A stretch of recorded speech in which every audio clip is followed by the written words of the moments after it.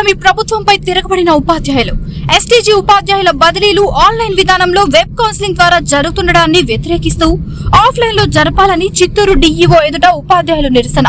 ఉపాధ్యాయ సంఘాల steering committee పిలుపుతో పెద్ద ఎత్తున పాల్గొన్న టీచర్లు ఉపాధ్యాయులకు మాన్యువల్ కౌన్సిలింగ్ విధానాన్ని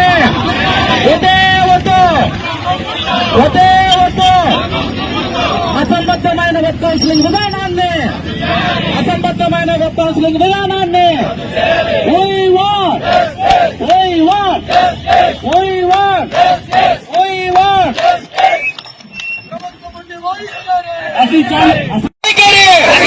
ప్రభుత్వం ముందు వైఖరి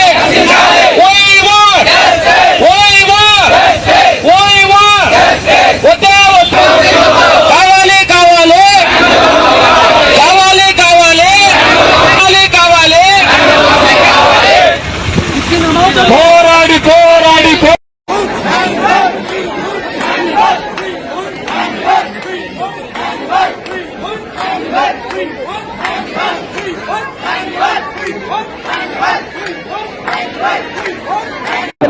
ఏమైనా రాష్ట్ర ప్రభుత్వం తరపునటువంటి ఉన్నత అధికారులు చాలా మొండిగా వ్యవహరిస్తున్నారనే దానికంటే కూడా మనల్ని వంచేటువంటి మోసపూరితంగా వ్యవహరిస్తా ఉన్నారు. ఈ మోసపూరిత వ్యవహారం అనేది, ఇచ్చిన హామీలు నెరవేర్చకపోవడం అనేది రాజకీయ నాయకులతో ఈ మధ్య బాగా అంటగాగుతున్నారు అధికారులు. అందరూ వాళ్ళ బుద్ధిలే వీళ్ళకి వస్తా ఉన్నాయి. ఈ ఇచ్చిన హామీలు నెరవేర్చకపోవడము, హామీలు కుంగలో తొక్కడం అనేది రాజకీయ నాయకులకు వెన్నతో పెట్టిన విద్య. వాళ్ళ దగ్గర నుంచి వీళ్ళు అడాప్ట్ చేసుకున్నారనమాట. ఇది ఒక రకంగా చెప్పాలంటే క్రిమినల్ యాటిట్యూడ్. మోసపూరిత వైఖరే కాదు, నేరపూరిత వైఖరి. నేను చెప్పదలుచుకున్న అధికారుల కమిషనర్ గారికి చెప్పదలుచుకున్నాను. ఇది ఒక అంటే హామీ ఇచ్చేటప్పుడే ఇది నెరవేర్చని హామీ అని తెలిసి మోసపూరితంగా ఇచ్చే హామీలు అనమాట ఇవన్నీ. అంటే ఆ రోజు పోరాటానికి పిలుపునిచ్చినాము, ఒక 5 డిమాండ్లు పెట్టుకున్నాము. ఈ డిమాండ్లు పరిష్కరించకపోతే మేము మరింత పెద్ద పోరాటం చేస్తాము, ఇవి సాగనివ్వమని చెప్పాము. వాళ్ళు ఏదో ఒకటి చెప్పి ఆ రోజు ఆ పరిస్థితిని అధిగమించడం కోసము, ఆ రోజు ఆ పరిస్థితిని ఓవర్కమ్ చేయడం కోసము కొన్ని దొంగ హామీలు ఇచ్చే వ్యవహారము చేశారనమాట. దాంట్లో ఇది ఒకటి. లేకపోతే ఎస్సీలకు మేనేజ్ నాకు మిత్రులు వివరించిన నేను దాంట్లో చెప్తుగా పోను, కానీ వాళ్ళ వైఖరి గురించి మాత్రమే మాట్లాడతాను. వాళ్ళు ఏం చెప్పినారు, ఖచ్చితంగా మేనర్ కౌన్సిల్ హెచ్సీలకు అని అన్నారు.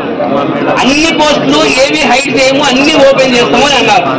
ఇప్పుడు కదా జరిగింది. ఇప్పుడు హెచ్సీలకు వచ్చిన తర్వాత ఎందుకు ఆ పరిస్థితి వచ్చింది? మళ్ళీ భిన్నంగా ఎందుకు మాట్లాడుతున్నారు? ఇప్పుడు మేము ఫెసిలిటేషన్ సెంటర్లు పెడతాము, అక్కడ చేసుకోండి అని అంటున్నారు. అసలు మీ సర్వర్లే చెత్త సర్వర్లతో పెట్టుకుని చేస్తా ఉన్నారు. అవి ఎక్కడ సరిగా పనిచేయడం లేదు. ఫెసిలిటేషన్ సెంటర్ మాత్రం అంటే అన్ని ఒక పేరుకు మాత్రమే. అసలు మీరు ఇచ్చిన ఖాళీలు కూడా ఇప్పుడు ఎగ్జిట్ ఉన్నారు. నేను చెప్తున్నాను, ఇంత పట్టుదల 12వ తేదీ ఖచ్చితంగా స్కూళ్లకు కొత్త టీచర్లు పోవాలి, కొత్త ట్రాన్స్ఫర్ లైన్ వాళ్ళు ప్రమోషన్ 12వ తేదీ పోవాలి. అందుకని టైం తక్కువ ఉంది కాబట్టి మేము వెతుకోవాల్సింది జరుపుతామనే పట్టుదల వచ్చింది కదా. మరి మీ గవర్నమెంట్ కానీ మీరు కానీ చాలా కాలం నుంచి కొత్త డిఎస్సి టీచర్లను 12వ తేదీ పంపిస్తామని చెప్తూ ఉన్నారు కదా. మరి ఈ రోజు పరీక్షలు మొదలు పెట్టారు, నిన్న పరీక్షలు మొదలు పెట్టినారు. ఎప్పుడు చేస్తారు?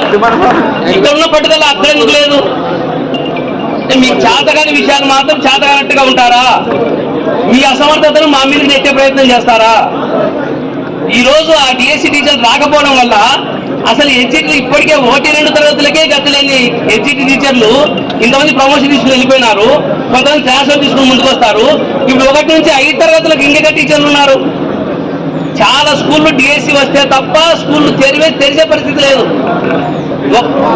రిలీవ్ కాకూడదు, కాలేని పరిస్థితి. బదిలీలే కాదు, పదోన్నతి పొందినా రిలీవ్ కాకపోతే అంతకన్నా నేను ఇంకెక్కడైనా ఉందే.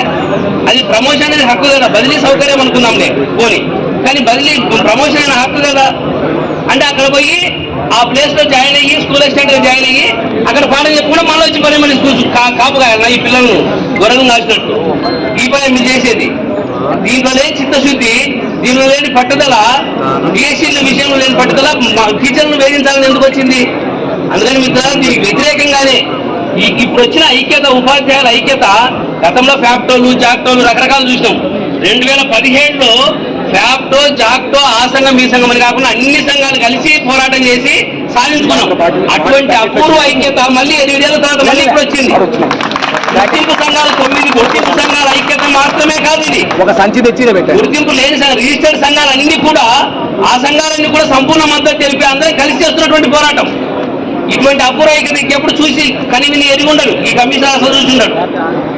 నేను అంటున్న మాట ఏంటంటే వాళ్ళు ఇచ్చిన హామీని నెరవేర్చకపోవడము, తుంగలో తొక్కడము అంటే ఈ ఐక్యతను, ఈ ఉపాధ్యాయ సంఘాలను, యావత్ ఉపాధ్యాయ లోకాన్ని మొత్తాన్ని వంచడము, మోసం చేయడము, అవమానించడం. అందుకని దీనికి మాత్రం ఆయన సమాధానం చెప్పాల్సిందే. సమాధానం చెప్పడమే కాదు, ఈ సమావేశం పెట్టి ఏం చేస్తాడు?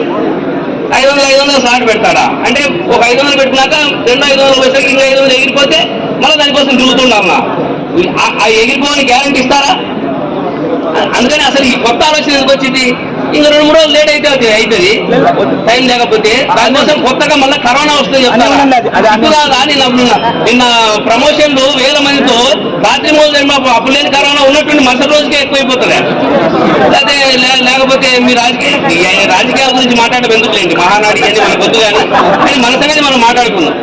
అంటే ఇలా కరోనాని మీరేమైనా ప్రొజెక్ట్ చేయదలుచుకున్నారా? ఎక్కడ లేని కరోనాను. ఇదంతా కూడా మోసం చేయడము, నయవంచన చేయడము, ఇంతకన్నా వంచన ఇంకెక్కడ ఉండదు. అందుకని మిత్రులారా, దీనికి వ్యతిరేకంగా మనం చేస్తున్న పోరాటం వాళ్ళకి చెంపపెట్టుగా ఉండాలి. వాళ్ళు వెంటనే పరిష్కారం ఏం లేదు. మాన్యువల్ కౌన్సిలింగ్ మధ్యాహ్నం మొదలు పెడతారా, సాయంత్రం మొదలు పెడతారా, రాత్రి మొదలు చేస్తారా, మాన్యువల్ కౌన్సిలింగ్ జరపాలి. ఇది మేము దీనికోసము ఉపాధ్యాయ సంఘాల ఐక్య వేదికలో 5-6 డిమాండ్లు ఇస్తే అన్ని నెరవేరలేదు. 1-2 అంశాలు ఒప్పుకుంటేనే మిగతావి రాజీ పన్నాం. మీరు కొంచెం రాజీ పడి ఒప్పుకున్నారు. ఆ రాజీ పడి ఒప్పుకున్న దాంట్లో ఇది. వివిడి న్యూస్ టీవీని తక్షణమే సబ్స్క్రైబ్ చేసుకోండి. నోటిఫికేషన్ కోసం బెల్ ఐకాన్ క్లిక్ చేయండి. మరిన్ని అప్డేట్స్ కోసం ప్రతి ఒక్క కుటుంబానికి ఉచిత ప్రకటనలు వచ్చే విధంగా మీకోసం మీ ముందుకు వివిడి న్యూస్ టీవీని AP5 నందు 99వ ఛానల్ మరియు యూట్యూబ్ నందు వీక్షించెదరు.